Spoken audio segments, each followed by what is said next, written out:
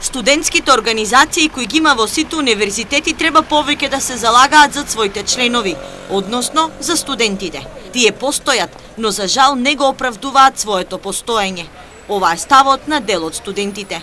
Студентите се иднината на една држава и затоа треба да имат подобри услови за студирање, студентски домови, бесплатен превоз. Ова е само дел од барањето кој денес ги упатија студентите. Самата држава треба да се погрижи за самите студентски домови пред реновирање на веќе постоечките и изградба на нови студентски домови, да се погрижи за условите не само за студентски домови, него и за останатите услови кои што студентите живеат во Република Македонија, во самото студирање на студентите, потоа да се погрижи и за превозот, самите студенти се снабдуваат сами со превоз. Размислувањето е поделено. Некои од студентите со сосема спротивно мислење. Студентските организации функционираат одлично, а студентите ги уживаат сите права.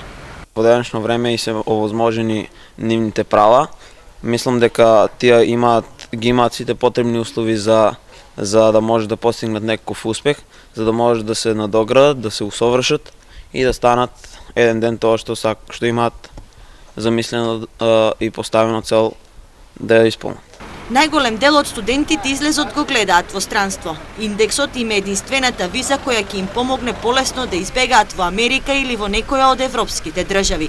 Речиси секој втор студент на медицинските факултети паралелно учи и германски јазик. За жал, тие што остануваат во државата тешко се вработуваат, а уште потешко можат да го работат она што го завршиле.